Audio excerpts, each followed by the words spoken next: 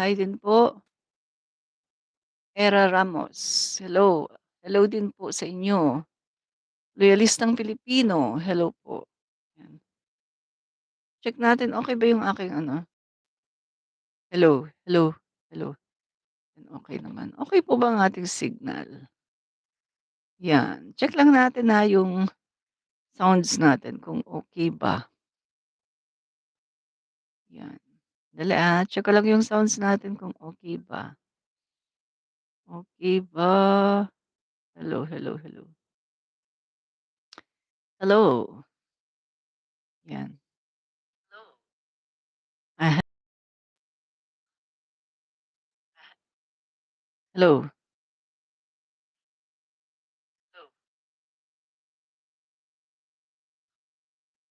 Mic check. Hello, mic check. Yan, okey. So, okey naman pala, yan. Alright, mga kaibigan 'no, tayo po ay live ngayon, yan. So, pag-uusapan po natin mga kaibigan, ang impeachment po ng ating Pangulong BBM ay ikinasala nga po sa Kongreso, yan.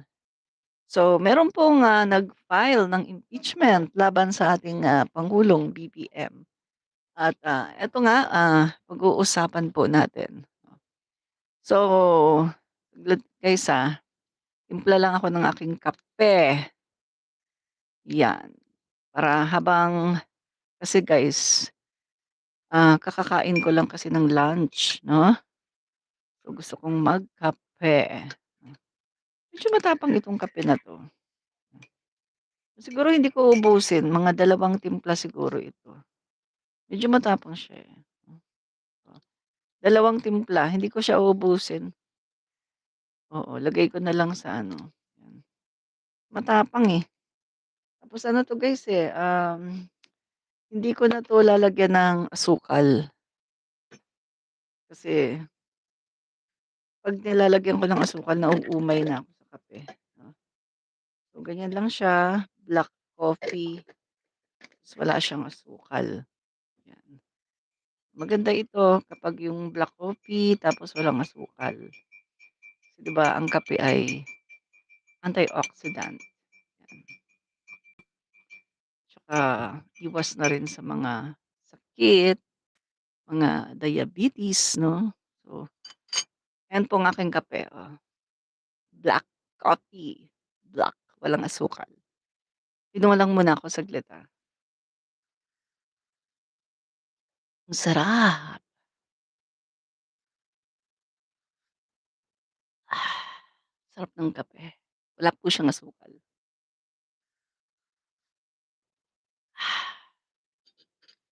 Sarap ng kape 'no, walang asukal. Pero ako'y naiinitan, i-ano ko lang ang aking electric fan, guys, saglit lang. Tapos start na tayo.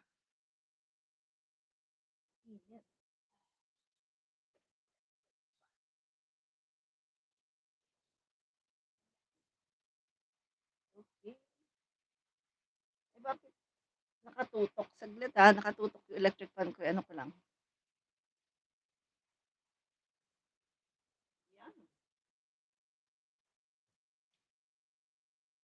Yan, okey. Iyan na mga kaibigan 'no, pag-usapan po natin na meron pong naghain ng impeachment laban sa ating Pangulong Bongbong Marcos, 'yan. So tingnan po natin mga kaibigan, ano ba yung, articles of impeachment dito sa inihain na impeachment. Ito po, ah, receive na-receive po siya nung January 19. Ngayon lang mga kaibigan 'no, ngayon lang, so mainit-init pa ito. Eto mga kaibigan, okey, alam niyo naman 'no, ito siya. Basahin ko na lang, hindi niyo naman makikita, eh. So ito po 'no, yung inihain ng impeachment laban sa ating Pangulong BBM.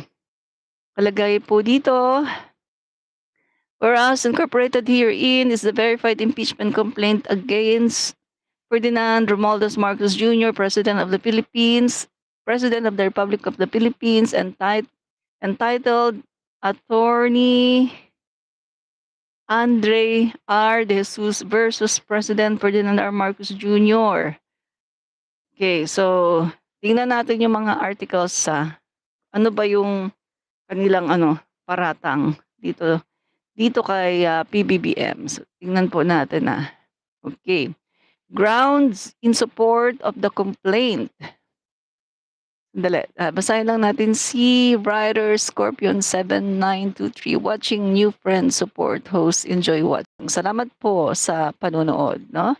So ito po yung grounds, no, in support of the complaint. Ito po yung impeachment laban sa ating pangulo, no? Tingnan muna natin. Respondent Ferdinand Bongbong R. Marcos Jr. is the incumbent president of the Republic of the Philippines. He may be served with copies of this verified complaint for impeachment as well as all the process of the honorable blah blah blah blah, no? So, okay, tingnan na natin ito po yung mga verified mga articles of impeachment na sinabi, no? Ito po yung grounds. Una, no? Respondent is impeachable for the following acts, each independently sufficient to warrant removal from office.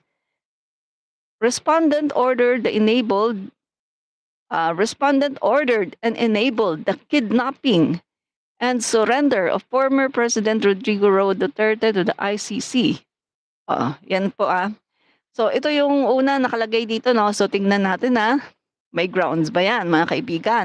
Tatalab kaya ito, no? Respondent ordered and enabled the kidnapping and surrender of former President Rodrigo Roa Duterte to the ICC. So pagdating po sa kidnapping, wala na kaagad yan. Hindi na yan hindi na yan makatotohanan kasi guys, no? Alam naman natin na hindi kidnapping ang nangyari, di ba? Meron ba namang mangingidnap pagkatapos napakaraming tao, di ba? Ang nangyari po ay pag-aresto, no? Warrant of arrest po, no? Inaresto po si dating Pangulong Duterte dahil sa kanyang kasong crime against humanity. At eto mga kaibigan kung naalala nyo noon, yung kampo ni dating Pangulong Rodrigo Duterte, sina Bato ay pumunta sa Korte Suprema at nag-file ng TRO, no? Ng temporary restraining order sa pag-aresto dito kay Duterte. Pero hindi po sila pinanigan ng Korte Suprema. Meaning to say, kahit nga Korte Suprema ay hindi sila pinanigan na i-restrain, no, yung pag-aresto dito kay dating Pangulong Duterte. So ibig sabihin, hindi kidnapping yun. Kasi kung kidnapping yun, meron tayong Korte Suprema, di ba?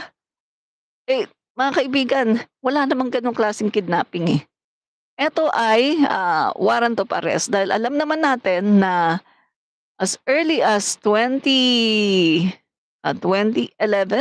kung hindi ako nagkakamali, no, ay meron ng file, no, na reklamo laban dito kay dating Pangulong Duterte at gumugulong yung kaso na yan, mga kaibigan, no?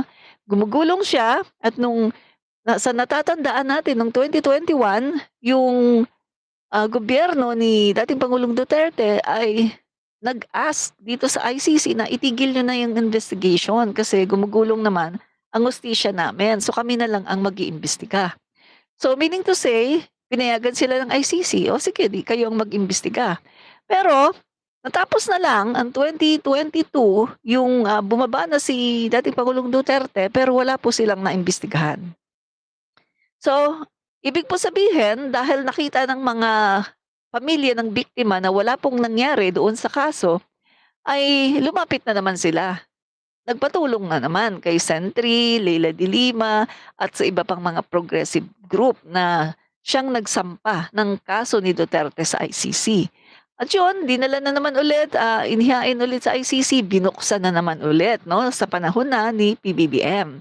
Dahil alam na natin na wala na si Duterte, so gugulong na ang investigation. At yan nga mga kaibigan, nagkaroon ng mga hearing, no, Quadcom. At doon, talagang kitang-kita yung mga pinagsasabi ni Duterte. At lumabas yung mga katotohanan na mga statement niya na inaamin niya na siya ay merong mga pinatay. So yun, nagkaroon ng warrant of arrest. at ito po ay malinaw na may warrant of arrest at hindi po ito kidnapping. So dito po sa articles of impeachment 'no, dito sa inihain ng, nitong isang kongresista mga kaibigan 'no, mamaya mababanggit natin 'yan 'no. Ito po isa po ito 'no, na nakalagay sa verified, complaint or articles of impeachment laban sa ating Pangulong BBM, yung kidnapping daw 'no, ang pag-surrender daw kay dating Pangulong Duterte na sinabi nga ng Korte Suprema mismo na kahit na wala na tayo sa ICC dahil si Duterte nga ay biglang, kumalas dahil siya ay iniimbestigahan, kahit wala na tayo sa ICC.